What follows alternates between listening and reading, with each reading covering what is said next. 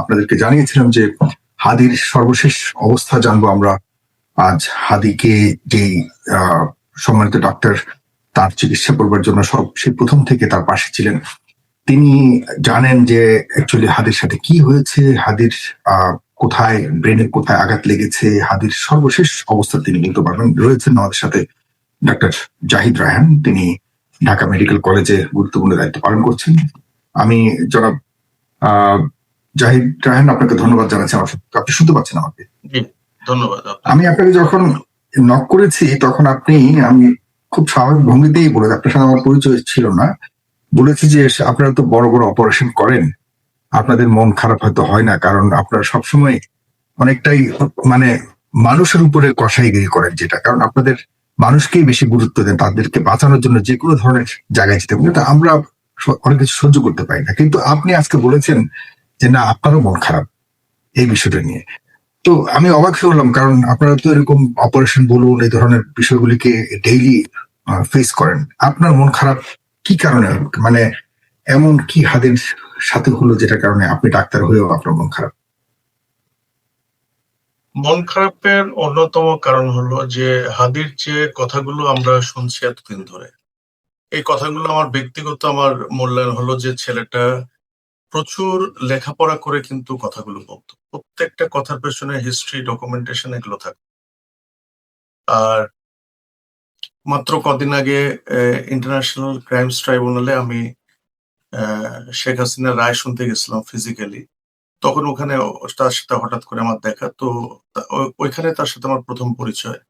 আমরা অনেক গল্প গুজব করছিলাম, কথা বলছিলাম, পরে একসাথে একটা ছবি তুললাম। তো তার কদিন পরে যে এরকম একটা ঘটনা ঘটবে, আর সবচেয়ে বড় কথা হলো যে একজন নন পরিচিত এরকম মানুষ, তাকে তার চিকিৎসা সংক্রান্ত ব্যাপারে হ্যান্ডেল করা বা ডিল করা ইটস রিয়েলি ডিফিকাল্ট। তো সবকিছু মিলায় ব্যাপারটা আমার খুব পছন্দের একটা ছেলে, অত্যন্ত পছন্দের একটা ছেলে, এবং পারিবারিকভাবে আমার পরিবারের সবাই তাকে খুব পছন্দ করত, এবং সম্ভবত দেশের মেজরিটি পিপলও তাকে পছন্দ করত। তো এরকম একটা ছেলে যেভাবে আমার সামনে সে উপস্থাপিত হয়েছে হেড ইনজুরি নিয়ে, বুলেট ইনজুরি নিয়ে, তো ন্যাচারালি ইট ওয়াজ শকিং। আমিও তো মানুষ, আমার খারাপ লাগছে। আমার খারাপ লাগাটা এখনো আছে, কারণ ইউজুয়াল যে ফেট এই ইনজুরি গুলো, সেগুলো চিন্তা করতে গেলে আমার এখনো গা শিউরে উঠছে। আমি আসলে ফ্রাস্ট্রেটেড। তারপর আমরা আশাবাদী থাকতে চাই, আল্লাহ তাকে ফিরিয়ে নিয়ে আসুক, এটাই চাই। তাহলে আল্লাহ তাকে ফিরিয়ে আনবে, সে ঠিক আছে, সে তো একটা অলৌকিক বিষয়। আমরা সবাই দোয়া করছি যেন আল্লাহ তাকে ফিরিয়ে দেয়। কিন্তু আপনাদের মেডিকেলের সায়েন্সে যেভাবে আপনারা দেখছেন, সেই চোখে কি অবস্থায় রয়েছে বর্তমানে, আর কি অবস্থায় এসছিল? কারণ হলো প্রথম থেকে আমরা শুনেছিলাম, আপনি যদিও এগুলো ক্ল্যারিফাই করেছেন অনেকবার, তারপরে একটু আমাদের দর্শকের জন্য যদি বলতেন, যে শুনেছিলাম তার কানের পাশ দিয়ে বুলেট চলে গেছে। আসলে কি বুলেট কানের পাশ দিয়ে চলে যাওয়া মানে তো খালি কান ক্ষতিগ্রস্ত হয়ে যাবে? বুলেটটা আসলে কোন দিক দিয়ে গেছে? কারণ আপনি তো শুরু থেকে তাকে ডিল করেছেন, একটু শুনতে চাই। অ্যাকচুয়ালি হাদির ভাইয়ের রেফারেন্সে আমি বলি, হাদির ভাই ছিল হাদির সাথে। তো ঘটনাটা ঠিক নাকি 1:50 ঘটে। গুলিটা তার ঠিক কানের ওপরে, ডান কানের ওপরে গুলিটা ঢোকে এবং বাম কান দিয়ে বের হয়ে যায়। তো এটা মানে এক কান দিয়ে ঢুকে এই ডান কান দিয়ে ঢুকে এদিক দিয়ে বের হয়ে যায়? ডান কানের ঠিক ওপর দিয়ে এটা ঢোকে গুলিটা, হ্যাঁ, এবং বাম কানের এদিক দিয়ে গুলিটা বের হয়ে গেছে। ও, মানে আমরা তো ভেবেছিলাম হয়তো এদিক দিয়ে হয়তো চলে গেছে, মিস টার্গেট হয়েছে বা এরকম কিছু একটা। শুরু থেকে এরকমটাই বলেছি। probably very professional someone had killed him. একদম ঠিক কানের উপরে গুলিটা লাগছে, এক দিক দিয়ে ঢুকছে, আরেক দিক দিয়ে বের হয়ে গেছে, এবং পুরা মগজকে ছিদ্র করে একদিক দিয়ে ঢুকে আরেক দিক দিয়ে বের হয়ে গেছে। তো আমি যখন হাদিকে রিসিভ করি, তখন অলরেডি হসপিটাল এমার্জেন্সিতে তাকে অলরেডি টিউব দিয়ে দেওয়া হয়েছে। আমি 2:30-3:45 দিকে আমি হসপিটাল অ্যাটেন্ড করি। আমার হসপিটালের ডিরেক্টর আমাকে ফোন করেন। তার আগে অবশ্য আমি এটা জানতে পারি তখন আমি রেডি হচ্ছিলাম, যা হোক এসে দেখলাম যে হাদি অলরেডি ইনটিউবেটেড, তাকে চেস্ট ড্রেন দেওয়ার পরিকল্পনা চলতেছে। এর মধ্যে একজন সনোলজিস্ট এসে তার অ্যাবডোমেন আল্ট্রাসোনোগ্রাম করলেন। তো ওই মুহূর্তে আসলে আমাদের সেরকম কিছুই করার ছিল না, তার পিপল মিড ডাইলেটেড ছিল। তো অ্যানেস্থেশিয়া যিনি প্রফেসর ছিলেন উনি বললেন যে হাদির তো রেসপিরেটরি এফোর্ট আছে, তার মানে নিঃশ্বাস প্রশ্বাস নেওয়ার যে স্বাভাবিক যে এফোর্ট সেটা তার আছে। তো তখন আমরা সিদ্ধান্ত নিলাম যে আমরা এখন স্ক্যানিং করতে যাব, সিটি স্ক্যান করার পর ইমেজটা দেখে আমরা সিদ্ধান্ত নেব কি করা যায়।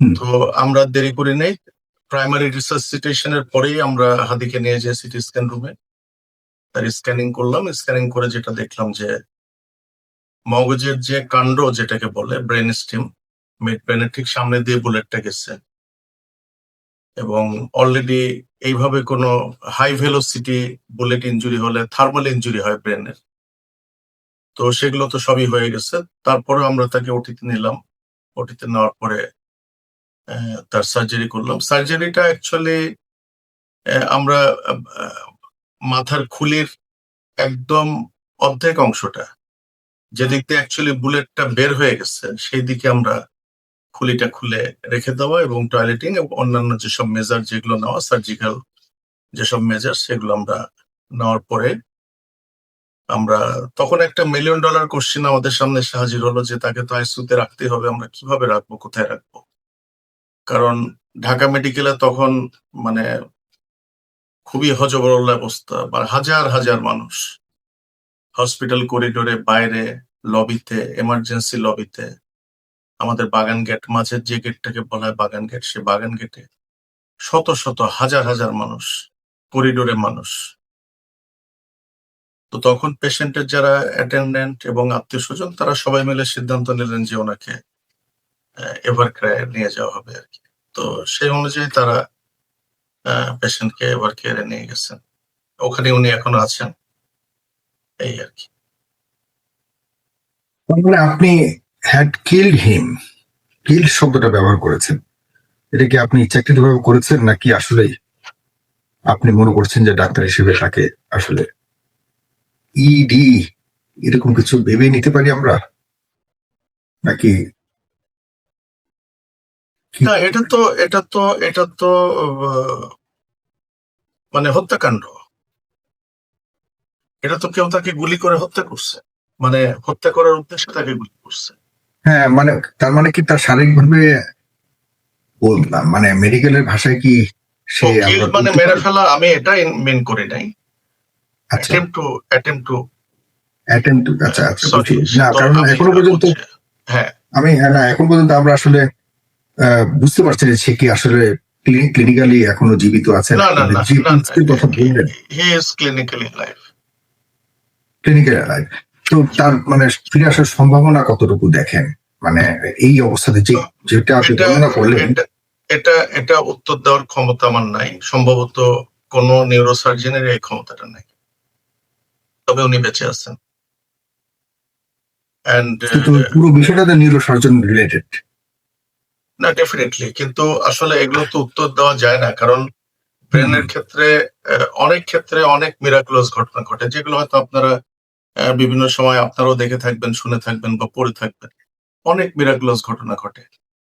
অ্যাকচুয়ালি হাদির যেখানে ইনজুরিটা হয়েছে এটা অ্যাকচুয়ালি ব্রেনের সাথে রেস্ট অফ সামওয়ানস বডির একটা কানেক্টিং রুট, এটা কানেক্ট করে ব্রেনের সাথে, শরীরের অন্যান্য অংশের সাথে কানেক্ট করে। তো ওই জায়গায় বুলেট ইনজুরিটা হয়েছে, তবে কমপ্লিট ইনজুরি তো হয় না, ওটার এক পাশ দিয়ে বুলেটটা চলে গেছে, কিন্তু পুরোটাই তো মগজ। সুতরাং ব্রেন স্টেম কমপ্লিটলি ড্যামেজ না হলেও তার আশপাশে তো ব্রেন ম্যাটার ড্যামেজ হচ্ছে ডেফিনেটলি। সুতরাং সে কতখানি কিভাবে রিকভার করবে বা করবে না এটা বলা খুব, honestly speaking, it's very difficult. বলাটা ডিফিকাল্ট। ধরুন মিরাকুলাসলি আপনি যেভাবে বলেছেন ফিরে আসলো, এরপরে তার সুস্থভাবে স্বাভাবিক জীবনে ফিরে আসার সম্ভাবনা কতটুকু? এটা খুব ডিফিকাল্ট। এই ধরনের কেস কি আপনাদের কাছে এর আগে এসছে, বা আপনার জীবনে এরকম কেস এসছে? হ্যাঁ, প্রচুর প্রচুর প্রচুর। আচ্ছা। রিকভারি রেটও পুয়ার, কম, তবে একেবারেই যে এগুলো রিকভার করে না সেরকমও না। ফুললি রিকভারি হওয়ার সুযোগ নেই, যেভাবে আপনি বললেন ফুল যে রিকভারি হওয়াটা ডিফিকাল্ট। হয়তো হিউজ, যদি আল্লাহ হাদিকে ফিরায় দেয় তো তার হিউজ মরবিডিটি থাকবে। তো এবার কেয়ার থেকে বিদেশে নেওয়ার সিদ্ধান্ত নেওয়া হয়েছে, এইটি কেন নেওয়া হচ্ছে? আমাদের দেশে কি এই ট্রিটমেন্টটা আর হচ্ছে না, বা সর্বোচ্চ চেষ্টা করে কি তাকে কি আমাদের এটা দেশে রাখা যাচ্ছে? এটা অ্যাকচুয়ালি আমাদের বর্তমান সরকারের খুবই একটা, আমি বদান্যতা বলবো, যে পেশেন্ট এবং পেশেন্টের অ্যাটেন্ডেন্ট নেয়ার দেয়ার যারা আত্মীয় স্বজন, তাদের সেন্টিমেন্টকে এবং তাদের ইচ্ছাকে সর্বোচ্চ গুরুত্ব দিয়ে ওনারা সিদ্ধান্ত নিয়েছেন। ঠিক এই জায়গাটাতে মেডিকেল সায়েন্সের যে এক্সপ্লানেশন গুলো, যে ব্যাখ্যাগুলো, এগুলো আমি বলবো যে এটা টোটো ফলো করা হয় নাই, হয়ও না। এবং আমি গভর্নমেন্টের ক্ষেত্রেও বলবো না, যাদের অ্যাবিলিটি আছে তারাও তো শেষ মুহূর্ত পর্যন্ত আশা ছাড়ে না, সর্বোচ্চ চেষ্টা দিয়ে তারা যেখানে ভালো মনে করে সেখানে নিয়ে যায়। তো এখানেও ব্যাপারটা এরকমই হচ্ছে। এটা এখানে চিকিৎসা ব্যবস্থার একটা লিমিটেশন আছে, বা এই পর্যন্ত, এরপরে আর কোনো চিকিৎসা নাই, এর ফার্দার ট্রিটমেন্ট, ওভারসিজ ট্রিটমেন্ট ভালো, সেজন্য নিয়ে যাওয়া হচ্ছে। বিষয়টা ঠিক এরকম না, ঠিক এরকম না। এখন পেশেন্টের আত্মীয় স্বজন চাচ্ছেন রুগীকে বাইরে নিয়ে যাওয়ার জন্য, সরকার সর্বোত্তক সহযোগিতা করছেন। আহ, এটাই সবচেয়ে বড় কথা। মানে ব্যাপারটা এরকম না যে বাংলাদেশ পেইড, তার আরো এমন চিকিৎসা দরকার যেটা বাংলাদেশে নাই, এমন কোনো ঘটনা না, না, না। না, আমি আমি খুব কনফিডেন্টলি বলছি, এভার কেয়ার হসপিটালের আইসিইউ ম্যানেজমেন্টটা এটা খুবই স্ট্যান্ডার্ড, খুবই স্ট্যান্ডার্ড। আপনি জানেন বেগম খালেদা জিয়ার চিকিৎসা ওখানে চলছে, এবং ওখানে যারা চিকিৎসা করছেন তারা তো সবাই আহ, আমাদের পরিচিত ঘনিষ্ঠজন, আমাদের কলিগস কেও হয়তো সরকারি চাকরি ছেড়ে ওখানে জয়েন করছেন। আমরা তো সব খবরই পাই। আসলে ওখানে ওখানে emergency management is very healthy, খুবই ভালো। তারপরেও ওনারা পেশেন্টের অ্যাটেন্ডেন্স নাকি কোনো নিতে চাচ্ছেন। দুর্ঘটনা, কোনো সামনে এমন কোনো দুর্ঘটনার অংশীদার হতে চাচ্ছে না এবার কেয়ার, এই জাতীয় অনেক কিছু না, তো না, আবার না, ঘটে। না, না, না, না, এটা এভার কেয়ারের কিন্তু কোনো বিষয় না। বা এভার কেয়ারের বাংলাদেশ কোনো সরকার, বিষয় বা না। এরকম অনেক কিছু তো থাকে আমাদের না, না, না, এটা একই রাজ্যে। আমি আমি বলি, আমি যখন অপারেশনের সিদ্ধান্ত নিলাম, তখন তো আপনি জানেন যে পেশেন্টের অ্যাটেন্ডেন্টের পারমিশন নেওয়া লাগে, কনসেন্ট নেওয়া লাগে। এক্স্যাক্টলি। তো হাদির ভাইকে যখন আমি জিজ্ঞেস করলাম যে আমরা এটা করতে চাচ্ছি, আপনারা রাজি কিনা, তো তখন ও বলল, আমাকে সরাসরি বলল যে আমার ভাই হয়তো বেঁচে নেই, তারপর আপনারা যেটা ভালো মনে করেন করেন। তা আমি বললাম যে না, উনি বেঁচে আছেন, আমি কনফিডেন্টলি বলছি উনি বেঁচে আছেন। উনি বেঁচে না থাকলে আমরা হাত দিতাম না। উনি ডেফিনেটলি বেঁচে আছেন। তো তাদেরও যেটা কনসেন্ট, তারা যেটা কাজ করতে আমাদের অনুমতি দিচ্ছেন, সেটা জেনে শুনে বুঝে। এখানে কোনো মানসিক চাপ বা পেশেন্টের তরফ থেকে চাপ, কোনো সামাজিক চাপ, এরকম কোনো কিছু কিন্তু আমাদের উপর নাই। আমরা খুব কমফোর্টেবলি কাজগুলো করছি এবং এখনো করে যাচ্ছে। এখন এভার কেয়ার হসপিটালে আজকে আমি নিজেও গেছিলাম, আমি হাদিকে দেখে আসছি। আমার পার্সোনাল ইন্টারেস্টে আমার কয়েকজন কলিগস আমার সাথে ছিলেন, আমরা সবাই মিলে দেখে আসছি, তার খোঁজ খবর নিচ্ছি। আজকে সকালে হাদির আরেকটা সিটি স্ক্যান হয়েছে, ওটাও আমরা দেখে আসলাম। আগের সিটি স্ক্যানের সাথে কম্পেয়ার করলাম, বিফোর সার্জারি কেমন ছিল, এগুলো নিয়ে আমরা ডিসকাশন করলাম। হাদির ভাই, আত্মীয় স্বজন, তাদের সাথে কথা বললাম। দে আর দে আর স্যাটিসফাইড। এখন আহ, আপনার কাছে পুরো ঘটনাটা যদি একটু, আপনি তো পাশাপাশি রাজনৈতিক সচেতন মানুষও বটে, আপনি রাজনীতিবিদ নন কিন্তু সচেতন, এই সচেতন। ঘটনাটাকে আপনি কি স্বাভাবিক ঘটনা হিসেবেই দেখবেন, নাকি আসলে উদ্দেশ্যমূলক, এবং কি ধরনের উদ্দেশ্য থাকতে পারে এই মুহূর্তে হাদির উপরে এমন আক্রমণের পেছনে, এবং কারা ঘটাতে পারে বলে মনে করেন? এটার উত্তর দেওয়া আমার পক্ষে খুবই ডিফিকাল্ট। এটা আইন শৃঙ্খলা বাহিনী, বিভিন্ন ল না, এনফোর্সমেন্ট রাজনৈতিক এজেন্সি তারা পরিমণ্ডলে যদি জানবে। কিছু বকের তো আমি যদি কোনো। চিন্তা করি যে হাদি যেভাবে কথা বলতো, হুম। বিভিন্ন বিষয় নিয়ে সে যেভাবে কথা বলতো, আহ, বিভিন্ন রাজনৈতিক পরিবেশ, এরিনা, সিচুয়েশন, এগুলো নিয়ে কথা বলতো, এগুলো শুনে কিন্তু আমরাই ভয় পেতাম। যে এইভাবে কথা বলতেছে, এরকম তো কথা আমরা এর আগে কখনো শুনি নাই। হুম। তো আমাদের আশঙ্কাটা, আমি বলবো যে বাংলাদেশের ২০ কোটি মানুষই আমার কথার সাথে একমত হবে যে হাদি যেভাবে কথা বলতো, বিভিন্ন জনের প্রসঙ্গ, বিভিন্ন রাজনৈতিক, বিভিন্ন দেশকে টেনে যে কথাগুলো বলতো, সেগুলো কিন্তু আমাদের আতঙ্কিত করতো যে না জানি সে কোনো বিপদে পড়ে কিনা। এবং এই আশঙ্কাটাই সত্যি হলো। এখন কারা গুলি করছে, যেমন আমরা যেটা মেডিকেল সায়েন্সে, মেডিকেল জুরিসপ্রুডেন্স এর ব্যাকগ্রাউন্ডে যদি আমি কথা বলি, ২ টা মুভিং অবজেক্টের ভেতরে কিন্তু ফায়ারিংটা হয়েছে। মানে হাদির রিক্সাও যাচ্ছিল আর পাশ দিয়ে মোটরসাইকেলও যাচ্ছে। দুটো মুভিং অবজেক্টের একটা জিনিস জি, জাহিদ ভাই খুব চমৎকার একটা পয়েন্ট এসেছেন, একটু বুঝতে চাই। আপনি তো বললেন যে প্রফেশনাল শুটার ছাড়া এটা করতে পারবেন না। আপনি বলছেন কানের ঠিক উপর দিয়ে গিয়ে কানের অন্য পাশ দিয়ে বের আর মাথার অন্য পাশ দিয়ে বের হয়েছে এবং খুব সমানভাবেই টার্গেটটা ছিল। কিন্তু যে ব্যক্তিটা গুলি করেছে বলে যাকে সন্দেহ করে বা আমরা মোটামুটি যাকে ধরে ফেলেছি যিনি করেছেন বলে বিশ্বাস করি, ছাত্রলীগের এক নেতা, সে তো মোটর সাইকেলে ছিল, হাদি একটু উপরে ছিল।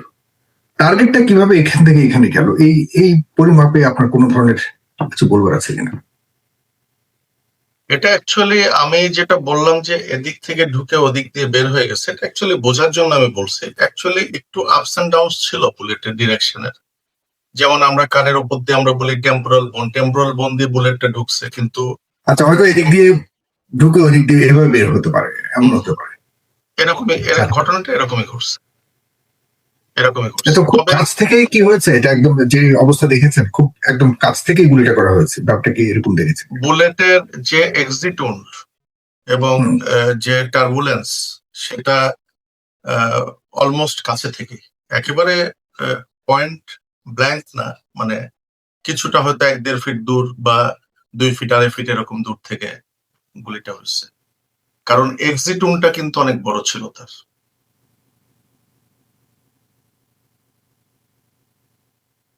বলবো খুবই দুঃখজনক, খুবই দুঃখজনক। এখন আহ আরো ইয়ের কথা বলেন, যদিও পলিটিক্যাল কথাবার্তা আপনার সাথে কি বলবো জানি না, আপনি যদি পলিটিক্যালি যদি পলিটিশিয়ান নন, এরকম আরো টার্গেটের কথা শোনা যাচ্ছে। এবং সামনে নির্বাচন ঘিরে এই ধরনের বিষয়গুলি ঘটবার সম্ভাবনাকে আপনি কিভাবে দেখেন? এই বিষয়ে যদি কোনো কিছু বলবার থাকে, আমি জানি না, ডাক্তাররাও তো, আপনারাও তো পলিটিক্স করেন, আপনারা খুব না বেশি না, সচেতন মানুষ। আমরা ডেফিনেটলি রাজনৈতিক সচেতন, এবং আমি সবসময় একটা কথা বলি যে আমি যেহেতু ভোটার, আমি যেহেতু ভোট দিই, আমার একটা রাজনৈতিক চিন্তা ভাবনা থাকতেই পারে, এবং সেটা আমি কারো না কারোর সাথে আমি শেয়ার করতে পারি। এটা থেকে যে আমি একদম অ্যালুফ থাকবো, সেটা কখনোই সম্ভব হয় না, এটা কারোর পক্ষে সম্ভব না। আর যদি বলি আমি একেবারে অ্যালুফ থাকবো, তো এটা অভিনয় ছাড়া আর কিছু না। কালকেই গণ অধিকার পরিষদের রাশেদ আমাকে ফোন করছিল। ওর বাড়ি আমার পাশের জেলায়, ঝিনাইদহে। তো ও অ্যাকচুয়ালি ফোন করছিল হাদির ব্যাপারে খোঁজ খবর নেওয়ার জন্য। তো ও যে কথাটা আমাকে বললো যে আমার নির্বাচনী এলাকাতে আমি প্রায় তো যাচ্ছি, এবং রাত ১০টা-১১টার দিকে আমি উম ঢাকার উদ্দেশ্যে আবার রওনা দিই। তো আজকে এই ঘটনার পরে আমি কিন্তু মাগরিবের নামাজের পরে রওনা দিছি। কারণ আমি কোনোভাবেই আর ভরসা পাইনি ওখানে থাকার। তো এই যে পলিটিশিয়ানদের মধ্যে যারা ইলেকশন করবে ভবিষ্যতে, তাদের ভেতর যে অ্যাজিটেশন যেটা শুরু হয়েছে হাদির এই বুলেট ইনজুরির পরে, এটা তো ডেফিনেটলি আমাদের একটা ডিটোরিয়েশন, প্রেজেন্ট সিচুয়েশনের একটা ডিটোরিয়েশন। আবার আরেকটা জিনিস যদি আমি এভাবে চিন্তা করি যে হাদি যেভাবে কথা বলতো এবং যেভাবে সে ফ্রিলি ঘুরে ফিরে বেড়াতো without any protection and security, এটাও আমি বলবো গত ১ বছরের ডেফিনেটলি একটা ডেভেলপমেন্ট, যে আমি যাই বলি না কেন আমি সিকিউরড, আমি কোনো বিপদে পড়বো না, আমার সামনে কোনো বিপদ নেই, আমি যা মনে করি, আমার মন যা বলে আমি মুখে তাই বলতে পারি। এক্স্যাক্টলি। তো এই জিনিসগুলো আমাদের সবকিছুই কিন্তু এখান থেকে, যে কোনো খারাপ কিছুর ভেতর দিয়েও ভালো চিন্তা করতে হবে, যে কোনো কিছু ভালোর ভেতর দিয়ে আমাদের আরো আরো ভালো চিন্তা করতে হবে। তার মানে এই চিন্তা করেও মনে হয় না যে খুব বেশি ঠিক করেছে, কারণ আসলেই তো কথা বলে সে মুক্ত ছিল না, কোনো না কোনো না। টার্গেট হয়েছে। তার মানে এক্ষেত্রে আমরা বলতে পারি যে দেশ এখনো পর্যন্ত টার্গেট মুক্ত হয়নি। না, ডেফিনেটলি আমরা নট, ডেফিনেটলি নট। আমরা যে কারণে যে উদ্দেশ্যে 24-এ এত বড় হানাহানির পর একটি দেশ চেয়েছিল প্রায় 1,500 মানুষের প্রাণের বিনিময়, সেই দেশ এখনো আমরা পাইনি। কারণ হাদির মতো, হাদি কোনো দলের জন্য কারোর জন্য খুব বেশি ক্ষতি করছিল না। সে তার কিছু কিছু কথাবার্তা আমরা হয়তো অনেকে পছন্দ করতাম না, এ নিয়ে আলোচনা সমালোচনা যথেষ্ট হয়েছে, কিন্তু সে কারোর জন্য থ্রেট ছিল, যে কারণে তাকে এতটা মর্মান্তিক ভাবে মানে কি বলবো, নির্মম ভাবে তাকে হত্যার শিকার হতে হবে বা তাকে মেরে ফেলতে হবে, এরকম ছিল না। আমরা এটার মাধ্যমে যারাই মেরেছে, যে পক্ষ মেরেছে, তাদের চিন্তা ভাবনা যে কতটা ভয়ঙ্কর এটি ভাববার আবারও সুযোগ দিয়েছে আল্লাহ আমাদেরকে। সুতরাং সামনের সময়গুলিকে আমরা এই ভাবনার উপরে ভিত্তি করেই আমাদের পথ নির্ধারণ করতে হবে, আমরা আসলে কি চাই। এখানে যেমন আমি আমি আমি যদি আমার কথা বলি, আমি নিজেকে অত্যন্ত রাজনৈতিক সচেতন একজন মানুষ বলে আমি মনে করি। আমি ইম্পার্শিয়ালি অনেক কিছু অ্যাসেস করার ক্ষমতা রাখি, চিন্তা করার ক্ষমতা রাখি। তো হাদি যে কথাগুলো বলতো, আমি যদি নিজেকে দেশপ্রেমিক হিসেবে দাবি করি, আমি যদি নিজেকে একজন স্বাধীন দেশের স্বাধীন নাগরিক হিসেবে চিন্তা করি, তাহলে আমি বলবো যে হাদি যা বলছে এতদিন তার 90-95% কথাই ঠিক। তো এই ঠিক কথাগুলোর বিপরীতে যদি তাকে এরকম একটা মূল্য দিতে হয়, তাহলে কারণ দুটো হতে পারে। একটা হলো সে অবশ্যই কারোর সরাসরি কোনো ক্ষতির কারণ হয়েছিল, এই জন্য তাকে এই আঘাতের সম্মুখীন হতে হয়েছে, অথবা তাকে এই গুলিবিদ্ধ করে এটাকে এক্সাম্পলিফাই করা হয়েছে আরো অনেককে সতর্ক করে দেওয়ার জন্য।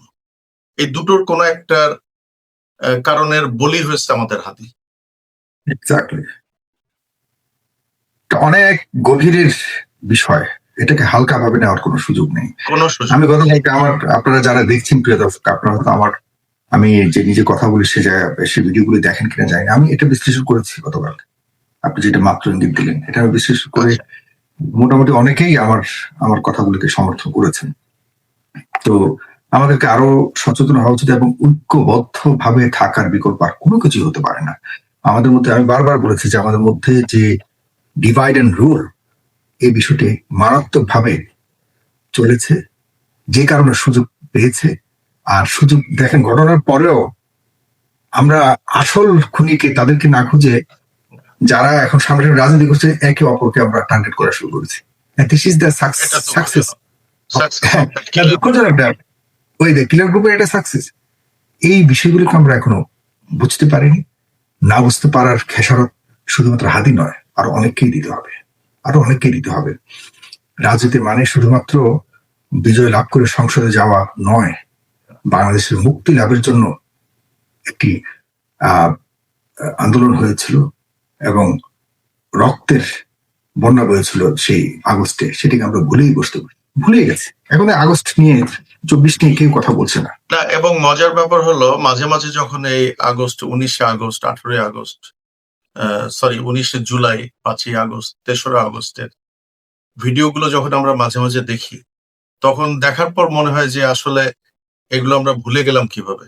আমরা আসলে কিন্তু ভুলে গেছি, আমাদের এগুলোর মাথায় মগজে নাই, একেবারে কমপ্লিটলি উই হ্যাভ ফরগটন। না, যেটা হয়েছে সে 71 সালে, 71-এর আমরা চেতনাকে কখনোই ঠিকভাবে লালন করতে পারিনি। যেই প্রেক্ষিতে 71-এর চেতনাকে লালন করে যেভাবে একটা নতুন দেশ তৈরি করার কথা ছিল, সেটা থেকে ছিটকে গেছে এবং 71-কে পুঁজি করে রাজনীতি করে আমরা 71-কে প্রশ্নবিদ্ধ করেছি। ঠিক একইভাবে একই উপায়ে আমাদের 24-কে নিয়োগ করা হচ্ছে। তো আমরা আসলে আমাদের এই দেশটা খুব অবাগাত দেশ। আমাদের দেশটার ভবিষ্যৎ কি হবে আমরা জানি না, যে কারণে আজকের এই অনুষ্ঠানটি করছি। জনাব ডাক্তার জাহিদ রায়হান আমাদেরকে সময় দিয়েছেন, আপনার প্রতি অনেক কৃতজ্ঞতা যে আপনি সাহস করে এখন পর্যন্ত, সে প্রথম টাচ আপনার হাদির আহত হবার পর এখনো পর্যন্ত হাদি টিকে আছে। সে মৃত্যুর সাথে পাঞ্জা লড়ছে ঠিকই, কিন্তু জীবিত আছে এখনো পর্যন্ত। আমরা ফেরার আশা ব্যক্ত করছি এবং আপনার এখানে বড় ধরনের ভূমিকা ছিল, সেজন্য আপনার প্রতি সারা জাতি কৃতজ্ঞ, আমাদের ফেস দ্য পিপলের প্রতি আপনার পক্ষ থেকে আপনার প্রতি অনেক অনেক সম্মান রইল। না, এটা আমার প্রিভিলেজ, এটা আমার প্রিভিলেজ। এন্ড থ্যাঙ্কস গড, আল্লাহ যেন হাদিকে ফিরায় দেন। জি, আর সময় না নিয়ে আপনার অনেক রাত হয়ে গেছে। প্রিয় দর্শক যারা দেখছেন, আসলে আমরা হাদির জীবনের মাধ্যমে আমাদেরকে অনেক কিছু আবারও জানান দিচ্ছে যে স্বাধীনতা অর্জনের চেয়েও স্বাধীনতা রক্ষা করা কঠিন।